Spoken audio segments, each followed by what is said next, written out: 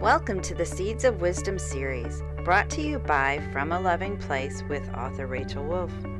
If you like deep, meaningful conversations, this is your place. So settle in and enjoy today's guest. Disclaimer: the Seeds of Wisdom digs into some deep subject matter. In order to plant a seed, we have to dig in the dirt.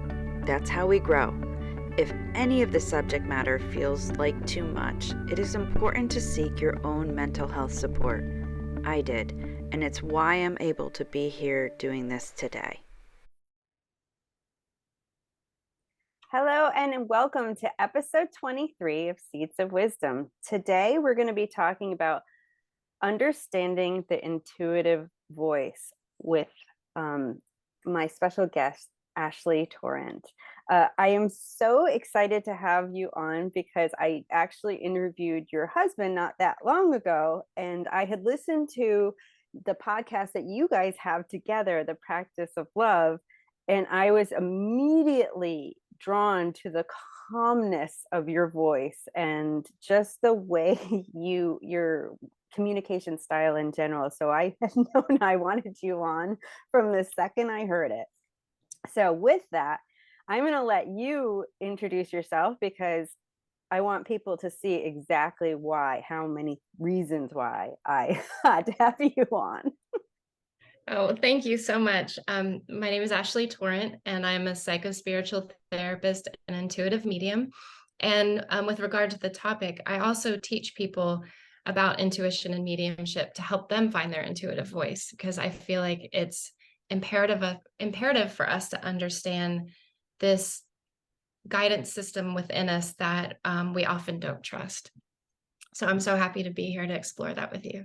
Yes, thank you so much. So we're going to dive right in because I feel like this is such an important topic, because just like self-care, I feel like it's one of those topics that people don't understand how critical it is to our well-being, to be able to trust that intuitive voice within us. And so I'd love to hear how you got there. How did you figure out how important it is to understand that intuitive voice for you?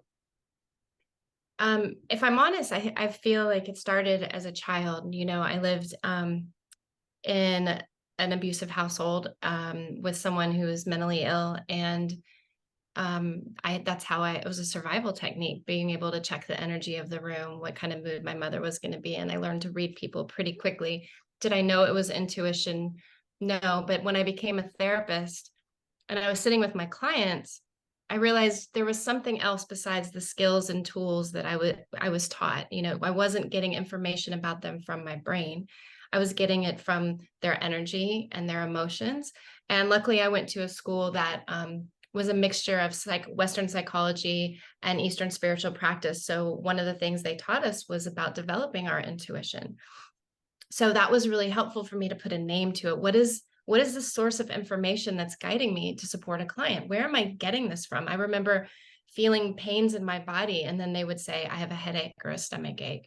Or they would say something that they would use a word or a phrase that they were feeling, and I had already known it before they said it.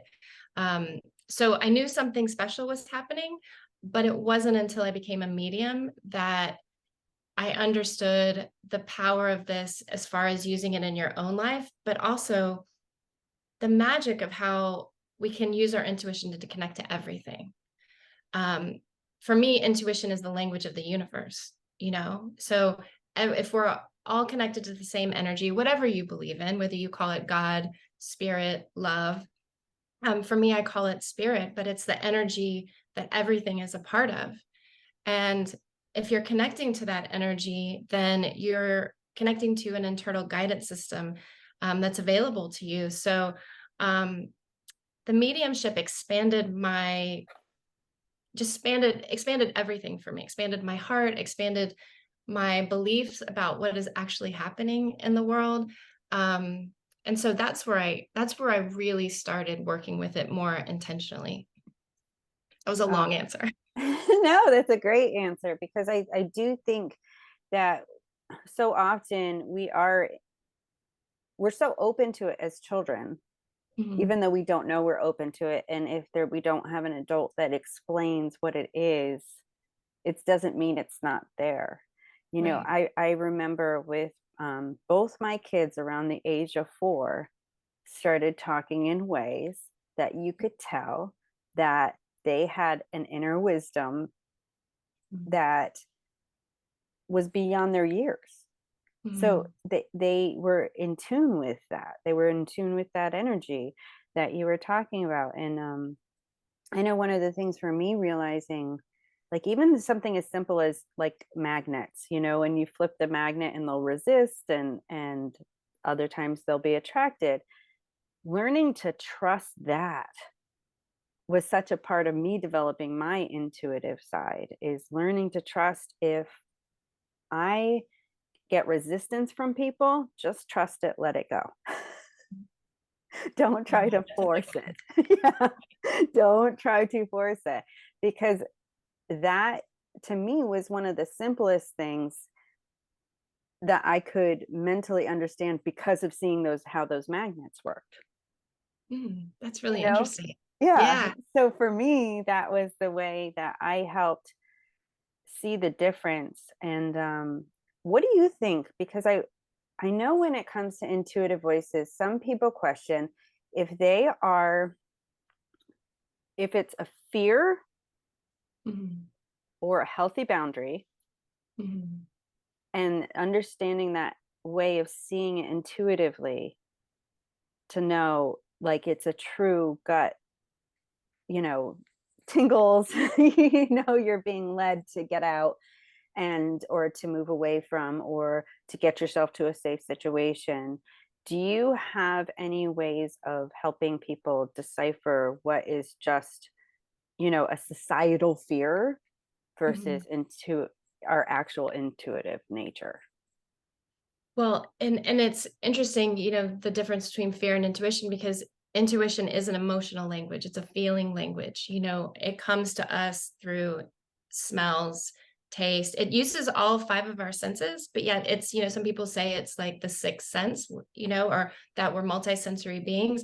But it's interesting how it comes to us through our five senses. So we can see images, hear things, like I said, we can feel it very strongly in our body.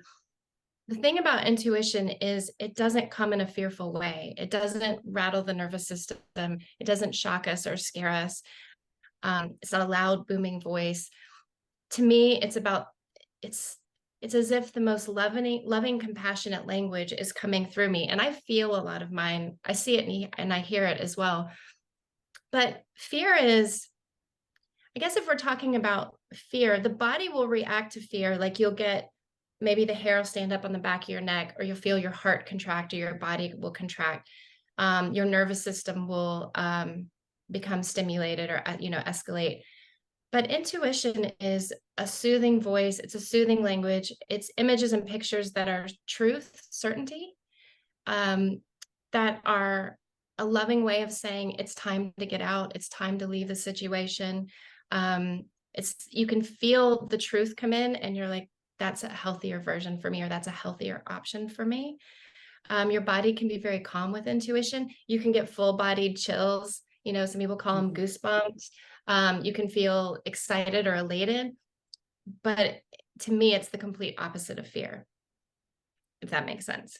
Absolutely. And I actually love what you said, because it really does resonate so deeply in our senses, Mhm. and if we learn to just pay more attention to our senses, we're more apt to see and feel when it is intuition. And I like that you said that it's a peaceful guidance, because I was in an abusive situation, and I used to pray, if you want me here to learn the lessons that I'm meant to learn, make that clear. If I've learned what I need to learn, make it clear when I'm meant to go. And it was one day where this complete calm came over me, and I was like, yes, I'm ready to leave. And it Mm. was so clear, and I was so peaceful, and there was no fear, there was no argument, there was nothing. It Mm. was just like there. Right. I And mean, Oh, sorry, go ahead. Yeah, it was just amazing that way. And that's why it's like I feel like that really is such an important difference that you brought up, Mhm. because it's not that questioning. When I was still in the questioning, I wasn't ready to go yet. When I was still in the, do I leave? Do I stay? Do I leave? Do I stay? It was like that calm wasn't there yet, because there was still something else for me to get. I had to be in a certain spot to be able to leave in that peace. Mhm. And that, it, yeah, that peaceful calm was really the answer to it. And I Well, didn't have to go repeat the pattern. no, no, if you listen to it, and I think the ego takes us on this trip, we have our cyclical thoughts. Do I do this? Do I do that? Do I do this? Do I do that? And intuition doesn't do that. It's like, this is your answer. But the thing I find that when people come to me for readings, most of them already know their truth. Most of them have heard it rise up over and over again, but their attachment or their fear keeps them in a situation or to a person, and it's their ego that's bouncing back and forth. They're asking me, "Was my intuition saying this?"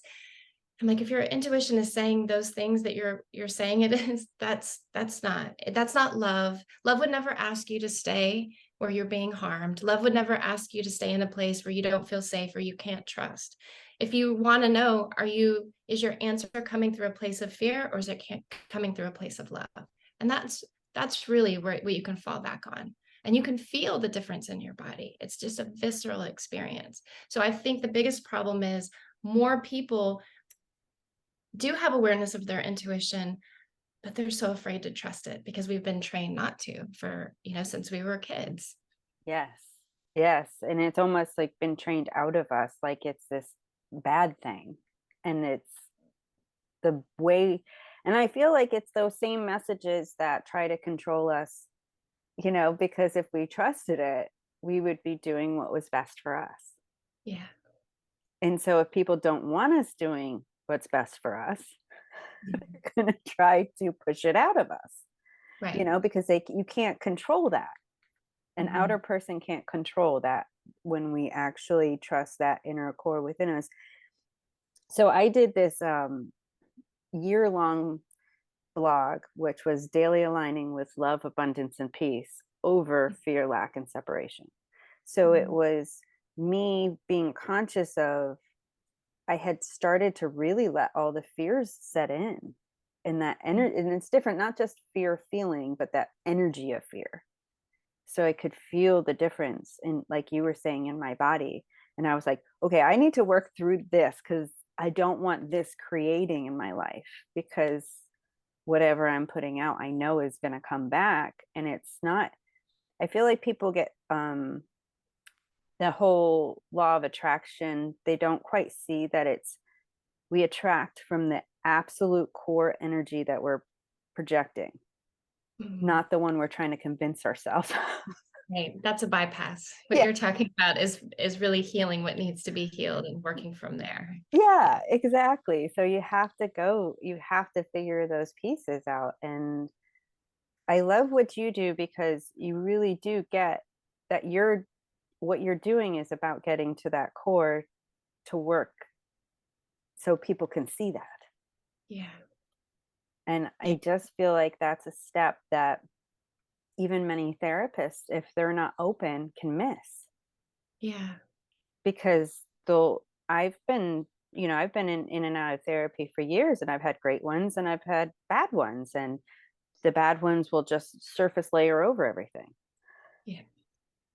And you're like, you just repeat the same pattern when you do that. Yeah. Because Yeah. if you can't learn it, you you're going to keep being introduced to those things that help you learn it.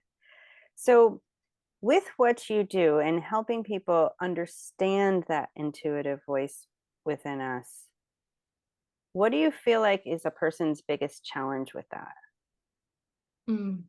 Um, And one thing I wanted to say before I move on to this is it's important to remember your intuition will never ask you to betray yourself or have you sacrifice your well being to make other people okay. That your intuition will never do that. That is ego, codependency. Those are other things, personality, self. Um, but as far as what gets in people's way, it's trust And I think we are taught to seek answers from our mind. We are taught, it's a very masculine energy, to go after answers. I'm going to find the answer. I'm going to think about the answer. I'm going to research the answer. I'm going to ask everyone for the answer. But intuition is a feminine energy. And so it's a receiving energy. And that's not, when I say feminine receiving, doesn't mean there's not a part we play in it, but it's completely different. Instead of charging after an answer, it's important for us to be receptive and open enough to receive it, because that answer will drop in. It'll drop into the space of our heart or into our body, into our place of awareness. And so the reason I teach the way I do is I like to teach people to do a psychic reading so that they can know the information is coming to them and how it's coming to them, because then they know for sure they're intuitive. So they have this evidence when they're reading another person. Oh, I can do this, because I think reading ourselves is kind of hard. But when I talk to them, I'm like, the first thing you need to do is ask your thinking mind, your doubt, your fear, your ego to just step aside for a moment and imagine the voice of your soul, which lives in your heart, and use your body and that heart space to open it up to receive. And you can do this through meditation. I often do it when I go for a walk. I really try to stay out of my thinking mind. And as I'm walking, I just set the intention, if there's guidance for me around this issue, please come to me. And I'll just notice when I'm not thinking and I'm just present and I'm really connected to the flowers, the birds, the trees, I'm really in my heart space, stuff starts coming through. I mean, like just stuff I want to write, things I want to teach. But it's because I'm open enough. And that's the key. So it's trust, surrender, and allowing that get in people's way, because I don't think we know how to do those things very easily. Oh, I absolutely love what you said, and it resonates so deep. I told you before we even started this, I had listened to your podcast and realized like how in tune you and I's thought systems were. And so it doesn't surprise me that the same thing that happens to me when I'm walking out in nature, and it's like those are the signals I know I'm in tune.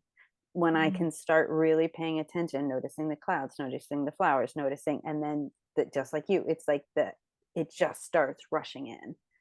Like, and I get so much from nature, and even the messages like through nature showing me through what nature's doing and what's happening in that moment. I love when those kind of things happen, because to me that is that clarity that it is intuitive, that it's not my thinking voice. And I think that is such a great point that you made. And I'm going to go back to what you said before too, because I think it's so important. And I don't want to skip over this because it's such a critical thing about the difference of intuition and codependency. Yeah. Because we are so indoctrinated into codependency. And, the fact that you complete me is such a thing. And that I will look at cards about love, and most of the ones I look at are codependent. Yeah. Like, you are my all, you are my being, you are my everything. And I'm sitting here, my stomach just tightens when I see all this stuff, because I was so codependent at one time that I didn't even recognize it, to know that that was what was keeping me in a really unhealthy situation. Yeah. And not listening to my intuitive voice. Yeah, it's so true.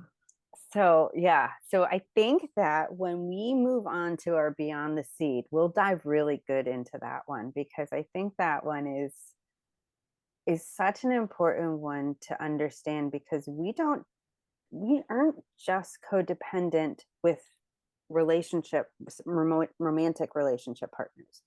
We can be enmeshed with our kids. We can be enmeshed with our parents. We can be enmeshed with so many of our relationships and not even have a clue that is actually what's holding us back from hearing our own voice. Right. And our empathy is the tricky part of that, which I think will be good to dive into and behind the scenes, because it's a beautiful spiritual tool, but it's also a common tool to support codependency if we don't understand it. Yes. And yes, and I definitely want to get into that too. So before we go into beyond the sea, because I know how good this is going to be, because those are two such important parts of what we miss. Mhm. And I really feel like it's what's going to help people truly understand that difference. Is there anything you'd like to say to the listeners who are listening anywhere else but YouTube before we close out this segment? Um, I just encourage anyone who's curious about intuition to study it, to really learn to follow their heart. I mean, we have this magic available to us at any moment if we learn to access it, we learn to pay attention to it. So I feel like intuition gives us it just gives us another way of being in our life. It's a fun way, it's a beautiful way, but it brings magic to our life. And it's a way of being that it makes being human so much less hard. If we're living an intuitive life, it's a softer way of living, and we realize we're not alone, and there's actually a lot there that's supporting and guiding us. So I would just encourage people to learn more. Yeah, I completely agree. So if you are listening to this anywhere but YouTube, know that we are going to dive deep into this one. And if you are struggling with any blocks in your life and you think it might be because of doing too much for others, Mm. please go to YouTube now. Okay, so let's dive into this. And I want to start with empathy, because I have actually a really big problem with people who connect empathy and narcissist together, because it's not empathy that's connected to the narcissist.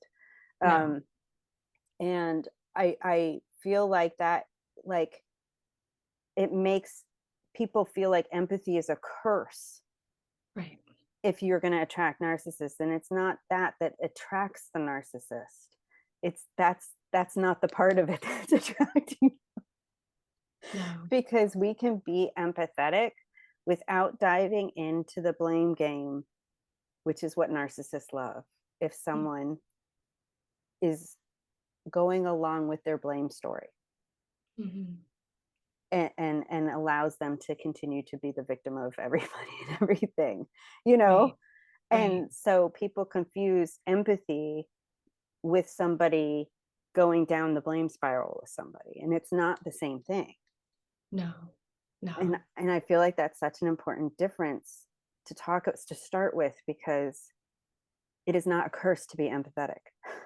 No. No. So, um, I really believe so. If I believe we're spiritual beings having a human experience, and part of our spiritual gifts, tools, which we all have, like I really believe we're all mediums, channels, energy workers, intuitives, if we wanted to be. But it's like music. Some people can play music easier. Some people are more naturally intuitive or can see the other side. But if practice, it's available to us. Empathy is one of those spiritual tools that I think is so misunderstood and not properly used. So I think that our ability to feel, understand other people on such a deep level is actually an incredible gift. I remember I was teaching a class and there was a young woman there, and she was doing a reading. And as I was watching her, all of a sudden my hearing just went out and I felt like I had cotton balls in my ears. And I left that class and I went downstairs to my husband and I said, I feel like I've just left a loud concert. My ears don't hurt, but there's cotton balls in my ears. And I knew what it was. The young woman who was giving the reading is mostly deaf. And what I realized is, for whatever reason, I was being given insight into what it feels like to be in her world when she doesn't have her implant in. That isn't me using my empathy to fix her. It's having an experience of what their world's like. And as soon as I named that experience, as soon as I was like, and I texted her the next day and I said, I described to her what I was feeling. And she said, yes, that's what it feels like to be in my hearing world or lack of hearing world. And it was so powerful for me. And I was like, okay, this is something we're given that could be used to, like, I'll never know what it's like to live her life, but man, I had some insight. For an hour of my life, I had insight what it was like to be hurt. And I think if we were using empathy more in that direction to really have compassion for someone, I think that's what it's meant to do. The problem is, so many of us grow up in environments where our empathy, being able to feel into another person, their moods, all of those things, along with our intuition, is a survival skill. So we take it into our relationships and we end up getting in relationships that are familiar. You know, that classic Harville Hendrix, you choose the love you know rather than love you want.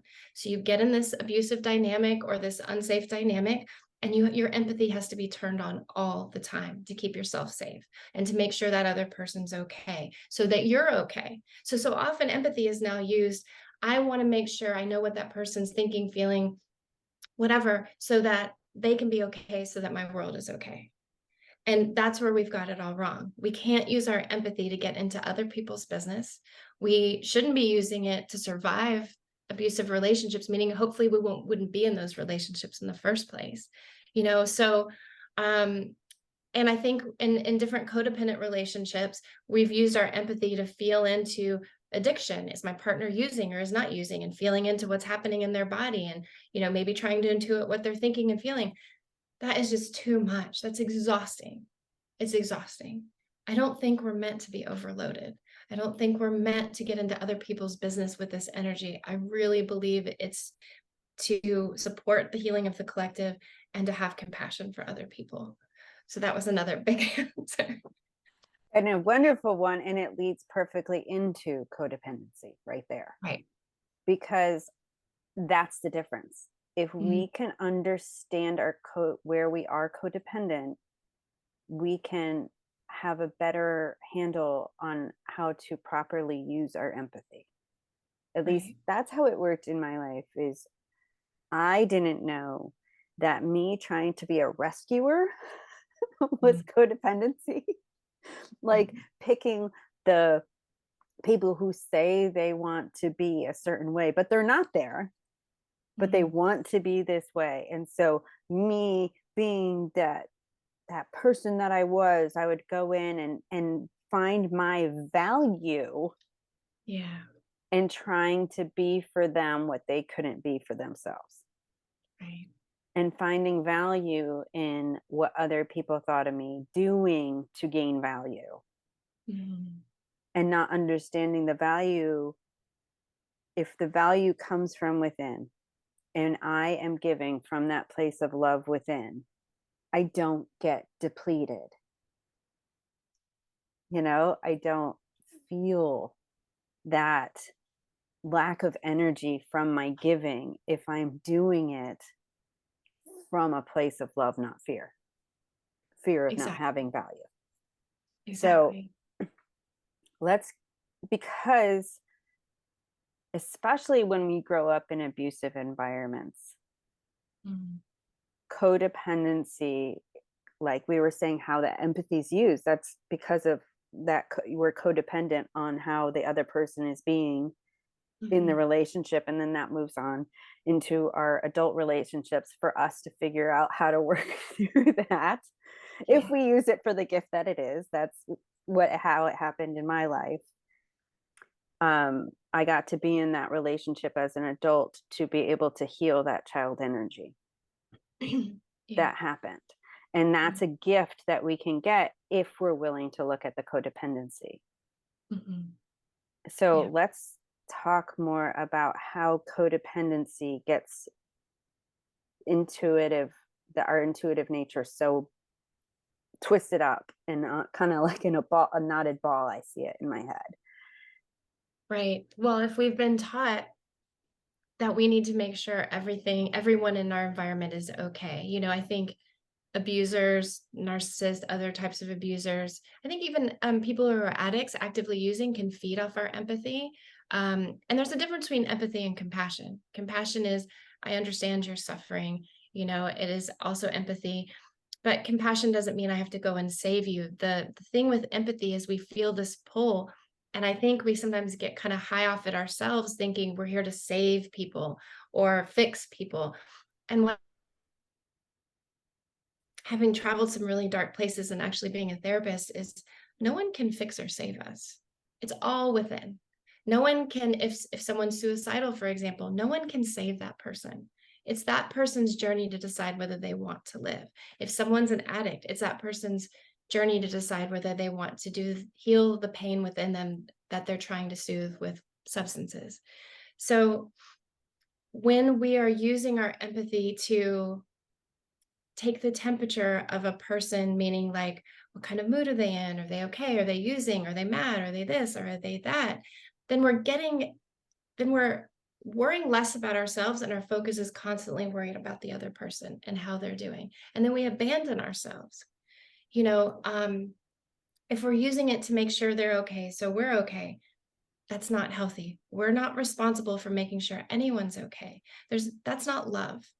Love is support, it's communicating, it's being curious about another person, it's being kind, it's being compassionate, but it's not getting up in their business to make sure they're on some journey that you think is right for them. I mean, codependency can be very self-righteous if we think about it, And I say that because I've been there.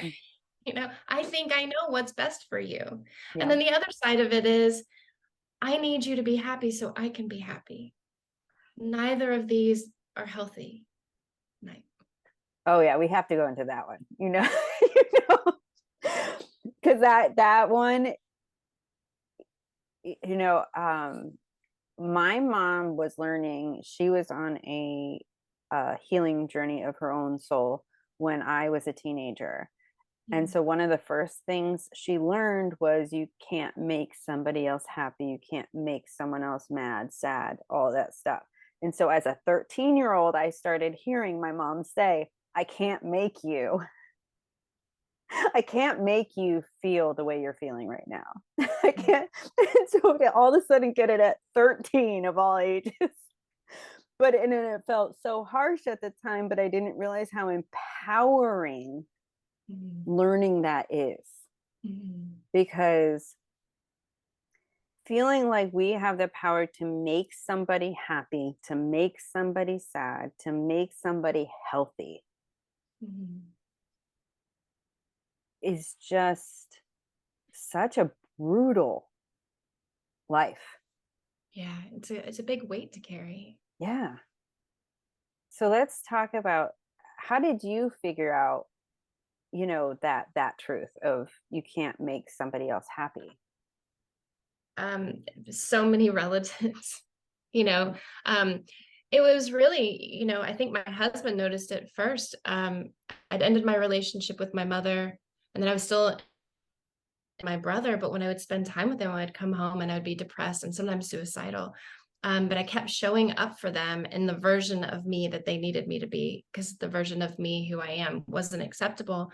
And Lair pointed it out. He was like, look what happens to you after you spend time with them. And I just got to the point where I was like, this isn't worth it.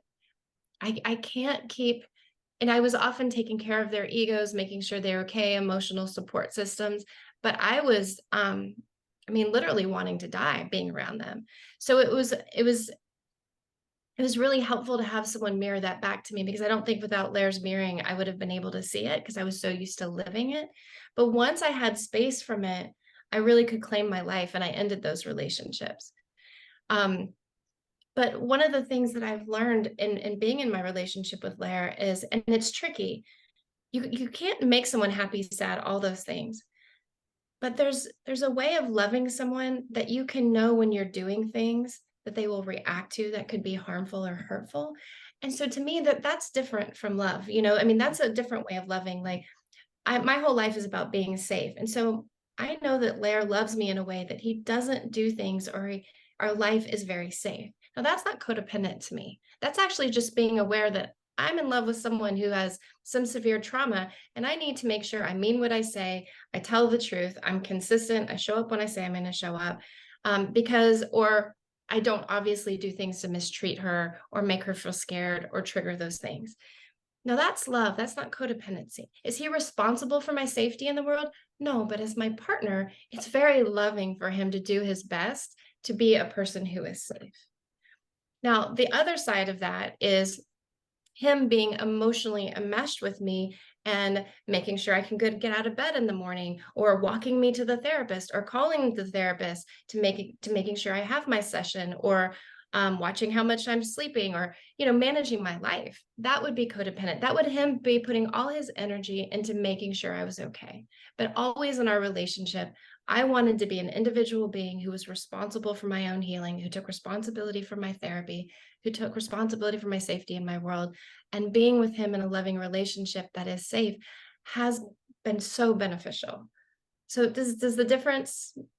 Yes, and I want to hone in on what the difference is in our bodies when we feel it, because that's Mm, a part of that intuition. So let's right. talk about that, because I know with your family, and you're talking, it's that tightness. Mhm. Sick to your stomach, tight, depressed, sad, anxious. You can't relax. You can't be yourself. You're always on making sure, like, did I do this right? Did I do this right? Apologizing. I mean, gosh, how many years I'm still doing it where I'm like, I'm sorry, I'm sorry. I hear my child do it. And I'm like, oh, I hate that I passed on the apologies. So that was what it was like. I mean, I was so sick to my stomach for most of my life. I actually didn't get a menstrual cycle for years.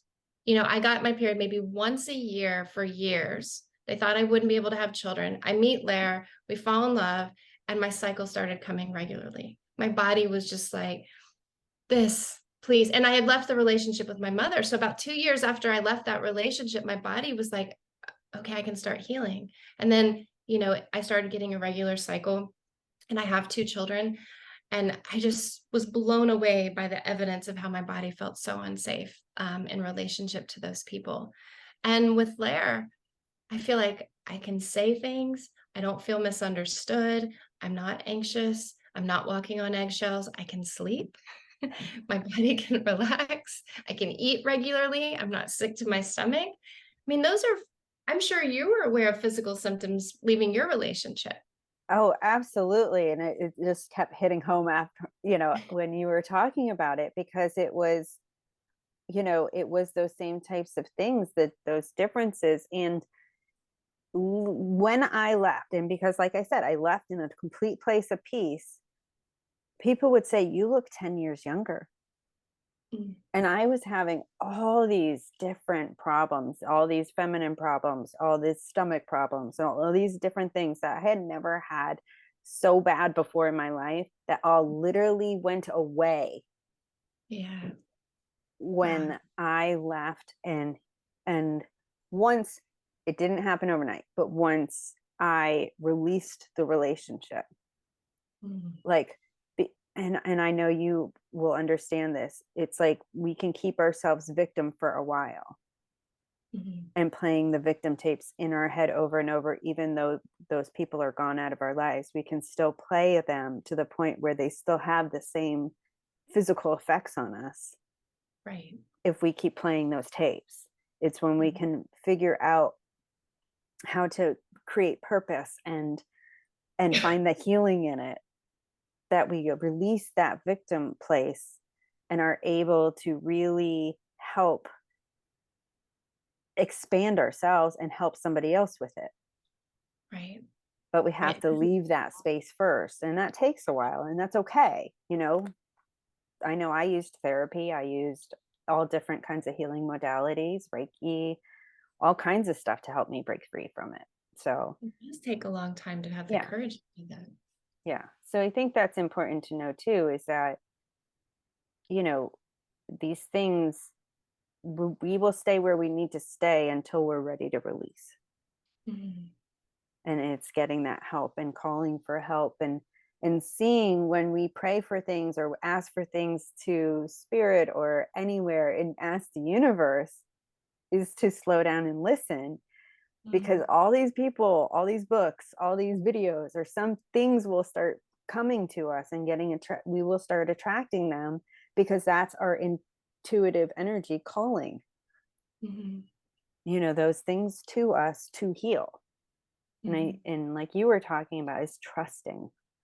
Trusting. Well, spirituality has played such a big role in my own healing because I was stuck in the victim of my story. I think we need psychological understanding. I think we need to understand where we've been. Psychological understanding is like gathering the pieces of the puzzle. Okay, where have I been in other healing modalities? What has happened to me? But if we're not careful, we will stay staring at those pieces and have no understanding. Spirituality gives meaning and purpose to that story. It puts those pieces of the puzzles together. So this has happened to me. So who am I going to become because of this, or as a result of this? Who am I willing to allow myself to become? How am I willing to allow these experiences to change me, to alter me? Because if there's no meaning or purpose to suffering, then I'm sorry, what's the point of this life? And I really believe that suffering is our call to healing. It's the thing that wakes us up and says, there's got to be more. It has us ask deeper questions. It has us start listening to our intuition. It helps us seek help and guidance. But if we're just like feeding off our suffering, then we're never going to evolve or change. Yes. And I really believe that this human life is the vehicle through which our soul evolves, and we are here to help the evolution of our soul. And so those human experiences, those people we meet, the places we go, those all influence that human evolution, which ultimately influences the soul's evolution. And if we're stuck, that soul doesn't get to evolve. Once again, I just relate to that so much because it really is. I look at the things that I've been through in my life, and I am one of those people that I want that awareness. I want to see it because I don't want something to subconsciously have an effect on my life anymore because of what I'm not willing to see. Mm-hmm.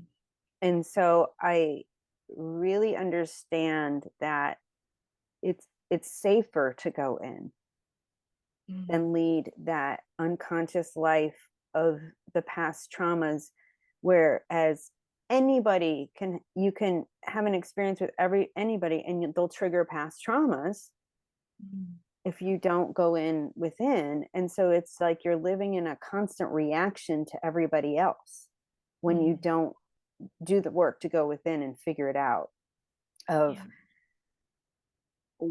where, for me, it was, where am I still living in that victim role? Because somebody could have a tone of voice and I would react. Yeah. And it's so unconscious. You're not, I wasn't reacting to the person in front of me, but I thought I was. So if I screamed, it was okay because I was justified, but it wasn't them. It was something that was unhealed within me that I was trying to stand up for myself in a position I was no longer in. Right. Right. And when people would ask the difference that I see is that difference between reacting and responding. I know if I'm triggered and I react emotionally, it's because something within me is still working through something. Right. Whereas if I can stand back and respond from a grounded place, I know I'm in this moment.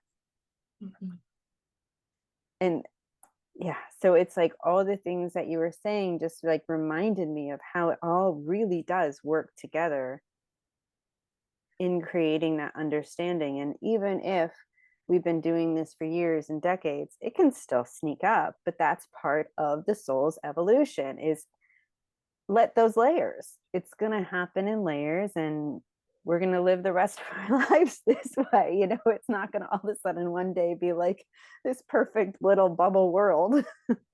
No, it's an evolution. It doesn't end. I think it doesn't end in our human life at some point. I'm hoping the soul has evolved and gone on its way, and maybe we'll stop coming back as humans so often. Right. But yes, I have that same. It's empowering to do what you said, to take responsibility.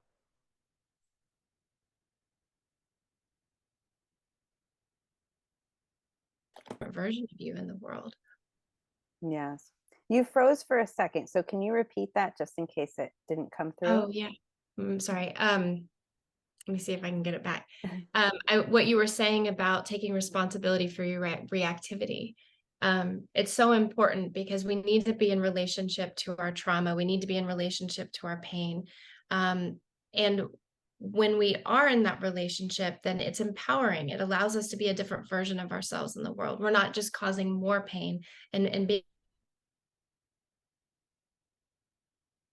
of awareness. We're moving into a heart-centered way of being, a more evolved way of being, a more conscious way of being. Oh, and I agree with that. And I know you've talked about this on your other podcast, which if anybody who is watching wants to see either of her or listen to either of her podcasts, I'll put all the ones she's in the blog that's attached to this. So you'll be able to click on them, because I do think you talk about a wonderful thing when it comes to that. And it is about embracing our pain. And I feel like that is an important part of understanding that intuitively we block ourselves when we try to deny our pain. Yeah. And because we're putting so much energy in trying to block it, that we're actually resisting, the messages, that wisdom, because we can't settle ourselves down and ground ourselves and be quiet if we're constantly putting our energy into blocking or suppressing or keeping our feelings down. Mm-hmm. And you talk a lot about this. So I'd like you, if you can expand on the importance of feeling our pain, that would be great. Well, our pain to me is showing us what parts of us are not healed. So it's so important. I think as my husband says, we pathologize our feelings. We've gotten so used to not wanting to feel bad, sad, angry, jealous, whatever it is. But what I know is that the only way that we can truly change or heal is to face our inner darkness, whether that's shame, grief, all the other ones I mentioned. And every time I've learned to move closer to those feelings and allow them I remember the first time I faced shame, I sat with it. And shame is one of those things we're constantly running from. And I used to run from it. I'd be like, I don't want to feel it. I sat with it and it felt like fire on my body for maybe 10 seconds and then it was gone. And I was like, wow. And then I realized it's just a feeling. It doesn't have any power over me. It's a feeling that's telling me, hey, something in you still feels unworthy or that you're not of value. And that's what you need to look at. It's not trying to scare us or make us feel bad or make us depressed. It's actually the avoidance of our feelings that make us depressed and anxious. So what I've learned, and I really try to make it a practice, is I try to look at my uncomfortable feelings that rise as often as I can. And I've learned that I'm not scared of them anymore. Like even fear, I don't want to be scared of fear, because it's just a feeling. It's just an energy in my body. And fear is telling me, hey, you're triggered. Shame is telling me you're triggered. So if we don't look at these feelings, if we don't allow that energy to move through us, not only are we packing it down and our bodies can't hold it, we're holding trauma in our bodies are getting physically sick, we're experiencing depression and anxiety, but we're also not healing, we're not evolving. Since I've learned to what I call tend to my heart, it means I work through the feelings that arise. I've grieved so much over the things that have happened to me. And the more I've grieved, the more I can connect to my heart, the more I connect to my intuition, the lighter I feel. I can feel more joy. My body is more expansive. I've become more playful. I laugh more. I mean, Lara's seen such a difference in me. He's like, I've never seen you so like playful and laugh as much as I have over the past couple of years since I've done a lot of grieving. Grieving is just a weight on the heart and the body. And we're meant to feel it. We're meant to move through it. And if we stop being so scared of it, sometimes I actually look forward to a good cry. Larry laughs at me. He's like, I'm like, if tears don't spring from my eyes and my heart doesn't open today, I feel like I got gypped. I want to feel, because I spent so many years not feeling. I want to feel. I want to feel it all. And I want to learn from it. And I'm not saying it's easy all the time. So I don't want you to leave here thinking, oh, wow, she doesn't suffer anymore. Oh, man, I suffer. But I've learned to navigate that suffering, and that is freedom. And so it was in my conversation with Larry, he told me about that, about you with the crying. And I knew we were like soul sisters. I mean, it was just like, because I am the same way. It doesn't matter what it is. I love a good cry. If it's on sentimental, if it's connecting through sentimental feelings, if it's connecting through painful feelings, it doesn't matter to me, because to me, I see now tears literally as cleansing my soul. Yes. Yes. That's how I see them. And Yeah, me too. and when I'm connecting to a sentimental moment, even if it's in a beer commercial and I cry, I love that. Mhm. I love it. I love that I am so moved by that kind of, the interchanges with people, in that I can feel it and I can feel connections like that. And to me, it's such a gift. And, I don't try to control my tears. If I know I'm going to cry, I tell people I am going to cry and it's okay. Mm. And people, like, I've gotten really used to now saying it's okay that I'm sad. It's okay that I'm mad. Like, if people are trying to get me to move past it, and I'm not ready, I just tell them it's okay. Mhm. Because I to love it. me, I don't want to stuff it in. No. I just, I understand that people get uncomfortable with us feeling feelings, and so they're just trying to get us to move past them because that feels safe to them. Right. But for me, I know it's safer to actually feel them, It's to so much be in safer. I've them. taught my kids. Yeah, I've taught my kids, as a therapist and a medium and just a human being living daily life. But sometimes I'll cry over readings I did or client sessions, and sometimes it's a good cry. Sometimes I'm grieving for them. But my boys, they'll look at me and they'll be like, "Mom, are you processing?" That's the word for I'm processing something that I've experienced. And I love it because I put words to it, because you would see them look at me and go, "What's happening?" And I was like, "Oh my God, my kids are going to grow up and be like, my mom was crying all the time." And not really, but what they know now is I'm processing an experience or a connection. And that's so important. We need to give space and to be able to name whatever it is for you. I'm processing, I'm having my feelings, and to get comfortable with it. Well, and I love the language that we can use with our kids to help them be healthier partners Yeah.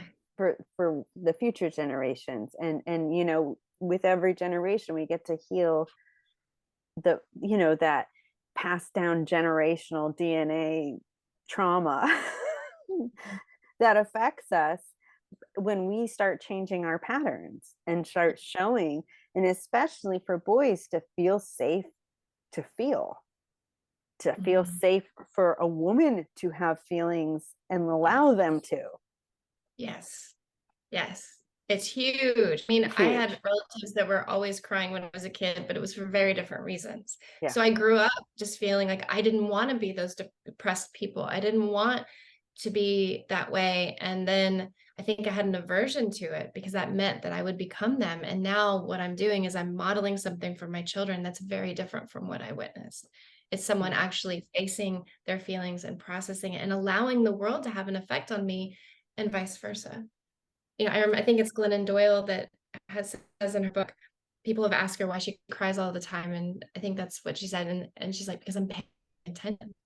There's so much to cry about, and good cries, like you said, a beer commercial, a connection between humans, and there's a lot of suffering to have feelings about. If we're paying attention, there's a lot to be moved by in our world, both maybe Yeah. good and bad. Yeah, and you know, some people feel like if you feel, you have to take the energy. I really try to make it clear the difference between feelings, like feeling love, and the energy of love, feeling fear and the energy of fear. Because the energy of fear is what happens when we suppress. Mhm. We suppress feelings, we shove them down, and then they project out in these for me, it's passive aggressive ways. For others, it might be aggressive ways. And, that's when I can tell my sarcasm has a deeper edge to it and things like that. It's when I am not allowing myself to feel, and it's a fear of some inner rejection or inner, something that I'm not willing to face or deal with. And it's seeing that. And that's the difference of being in the energy of something rather as being in a feeling of it where you feel it, process it, it's over. You can talk to the other person in a calm way about it. If you're in the energy of it, you can't. Right. Well, feelings are energy in motion. So if we feel the feeling and allow it to move through us, we naturally release it. But like you said, if we suppress it, then we carry that energy with it and it emits out. I know for me, if I'm sarcastic or maybe a little biting, it's because there's something in my environment that I'd like to control that I haven't connected to, and I haven't been able to express it. So I have to stop and go, okay, what am I needing to control here? And how can I say it directly? Or how can I ask for what I need directly? And those are the perfect times to really call on our intuitive nature, is when we can if we're aware enough to spot those things, and then we can call, but then that's the remembering to be quiet and allow ourselves the space, take that walk, ask.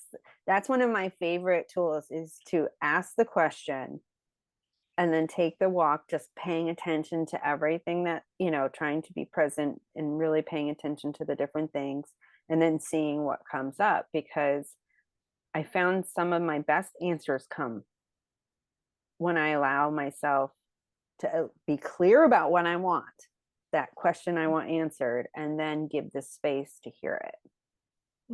And for those people that aren't into nature or don't understand, I mean, if anyone listens to my podcast, they'll hear me talk about nature all the time. And what I've come to understand, nature doesn't have invasive stimuli. I think it would be impossible for someone to stand in nature for a period of time and not have the best part of them come forward. I just think that it asks like our heart to open, it asks us to be quiet, it asks us to settle. And of course, if we're paying attention, I'm sure someone who is unconscious could go out to nature and not be. But there's something about the vibration of it that settles our bodies and settles us. And if we're looking, it draws our attention. And there's so much magic around us, so many synchronistic happenings. If you're looking at the birds, or sometimes you'll see dolphins where I am, or whatever it is, I'm just blown away by it. And it grabs my attention. And not only do I feel so appreciative of the beauty that I'm seeing, but it gets me out of my head, and it just softens me. And then I'm like, oh, what was I so worried about? Or again, like you said, it opens you up. It opens me up to a place where I want to receive. I want to receive nature. I want to receive the air. I want to receive the smells, the feelings, the vibration of trees. I feel like trees hum. I want to hear them hum. I want to feel them hum. And that allows other things to come through, like intuition. When we're marveling at the magic of nature, then we're in a place where we can hear our own. Yes. So on this, people cannot see me when you're talking, but I have my smile is on, like, to the point where it hurts, and I am just nodding so much, because it is, everything is the same exact. I mean, I feel it in that same way, and it is really such a powerful tool. And if anybody is in any kind of toxic relationship, whether it's with kids, or with if it's with our partners, if it's with our parents, or whatever it is, those walks, if they can really soften it so you can hear your intuition. It just really is that powerful. And when we start taking those steps, the amazing things that start coming through and coming to us. I know for me, when I was in that toxic relationship and ready to come out of it, like ready to find myself again, because I had read The Four Agreements by Don Miguel Ruiz at the time. Mm-hmm. And it was talking about how nobody can abuse us worse than we abuse ourselves. Mm-hmm. So that was my wake up call. So then it became, okay, well, what do I need to do to stop abusing myself? And that was paying attention to that self talk and paying attention. And that's what I worked on. I didn't work on trying to change the other person. Right. I worked Because you on, yeah. And so I worked on me finding my own inner strength, finding my own inner love, so that what I would project out wouldn't even attract him anymore. And that's Wow. exactly what happened. Really Yeah. never Because, heard that before. yeah. That's incredible. And that to me is the biggest gift of my experience, is seeing that so clearly, is understanding that once I built that, it was like a protection to bubble around me. Because I remember the difference of, I would say, stop talking to me like that, stop saying that kind of stuff to me before, and he would continue to do it. But then Mm. there was this one time, it was that calm, it was that center. And I said, if you talk to me this way again, I'm leaving. Mm. Never. And I still left later for different reasons, but I needed to get there. And it was such a shift in energy Mm. that it didn't even allow it anymore. It Mm. was this incredible power. And I can't explain it. It wasn't forceful. It wasn't in this way that I used to try to do it before, with like, I'm going to show you my worth. Mm. It wasn't like that. I'm going to Mm. show you I deserve better. It Mm. was an inner knowing from self-love that I knew I deserved better Mm. than that. And Yeah. that's what projected out. Wow. And that is a huge energy shift. Yeah. Wow. And the difference was that peace inside. It wasn't anger. Mm-hmm. It wasn't People out of feed off hate. that. It wasn't, yeah, exactly. And that's what, because toxic people feed off anger. They will feed off. I mean, even if we're in an unhealthy position in the moment, we can easily feed off somebody's anger. If Mm. we're, it just takes a moment.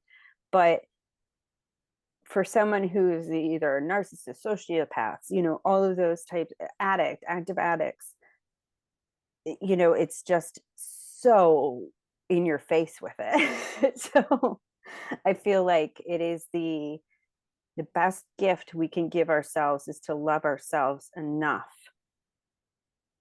so that we can hear our own intuitive voice, Yeah. Yeah. It's taking because it will. responsibility. For healing. Sorry. Oh yeah, no, go ahead. No, it's taking responsibility for your healing, for handling your feelings, for clearing the space of your heart, for how you're showing up in your world, and for who you're allowing into your life.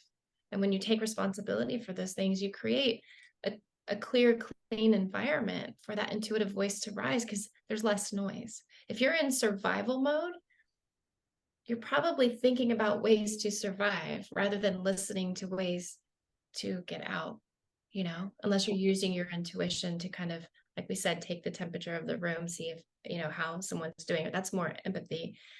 But we really need a clear mind and a clear heart to be in relationship to that on an ongoing basis. And that's a daily practice. Yes. And when you were talking about that, is if we're in a post-traumatic stress response where our nervous system has taken over, so Mhm. our fight, our flight, our fear, our fawn, our all those different things have taken over, we are no longer in control. No.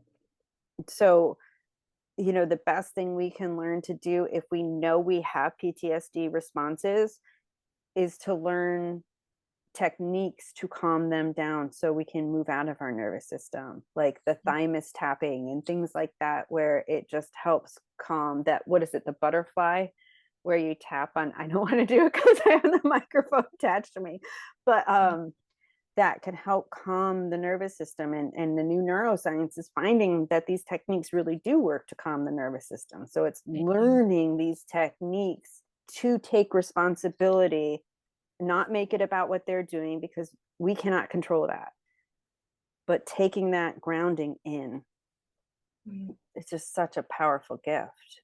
And Well, and as someone with PTSD as well, that learning to feel my feelings and not cower to fear has been part of me being in relationship to my trauma, because it's not it's not if I get triggered, it's just when, and so I feel like having a daily practice, spending time in nature, really paying attention to what's arising inside me. Are there feelings I need to feel or process? What's hanging out? That's part of me being one step ahead of that trauma, one step ahead of that PTSD response. Because ideally, for those of us with complex PTSD or even just PTSD, you know, will it ever heal? I mean, I think in some cases the jury's still out on that. But I know for me, my life has gotten so much better and I feel so much more empowered, and the triggers happen less often. And I've learned to have a relationship to my nervous system, to my body, to my trauma. And that has been so helpful. I mean, so often we're like, oh, it's happening again. We want to hide. And that's when we need to have like a library of resources. Okay, so I'm triggered. What am I going to do? What are the ones for you? Taking a shower, being in water, going for a walk, doing certain yoga poses, wrapping a blanket around you, a weighted blanket. I have an alpha stem machine. If anybody listening, it sends alpha waves to your brain. You clip it onto your ears, and it's a powerful tool for helping the brain shift from beta waves, which are fear-based waves, into alpha waves, which are more of a calming, intuitive state. But there's a lot of different resources, I'm sure, online. But finding the ones that work for you is so important. One of the ones I've been using lately is even I have a Spotify membership, and so I do like the binaural beats. Yes. I do those, and you Those are wear great. headphones, and then that helps balance the energy. And then I also do the frequency sounds for the Yeah. different wavelengths. So that helps me. It just helps to calm me back down. It helps to calm my nervous system. Oh my gosh, it's helped my sleep so much, because that's one of the areas I tended to struggle. And especially having two teenagers, I I got really bad for a while sleep wise. So I've been doing the frequency listening at night, and it has really helped, and it has helped keep me grounded throughout the day. And so I've found that by doing these things, my intuitive voice has gotten stronger, Mm-hmm. and I'm trusting it more. And Yeah. and that's such a beautiful gift, because I'm starting to see a clearer difference in what's mine and what's that bigger universal truth. Mm-hmm. And really truly trusting it more. So, because I used to only trust it in my writing, like, because I knew that that's how I wrote. Yeah.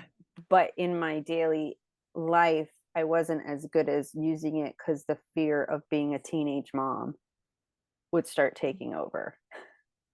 Oh, yeah. But I know now, by doing these practices and getting clear and allowing that space for the intuitive feelings to come up and through, it's helped so much, so much. Oh, that's wonderful. I'm so glad. Yeah. So this is why I had to have you on, because it really is such a our intuitive voice is so powerful, and it is such an important tool to have and to trust. Mm-hmm. And if there's anybody it can help, just even take steps to learning to trust it more, I feel like this has done its job. I hope so. I hope it's been helpful. I appreciate you having me. Thank you so much. Well, thank you so much for being here. And if you're here listening, just truly trust that it's because you're meant to be here. Thank you. Thank you. Make sure to follow the links that accompany this episode. You will learn a lot more about today's guest and see what they have going on now. You will also get all the links to follow them on their journeys if this seed resonates with you. Come back next week for another Seed of Wisdom. If you loved what you saw or listened to, don't forget to subscribe to the channel.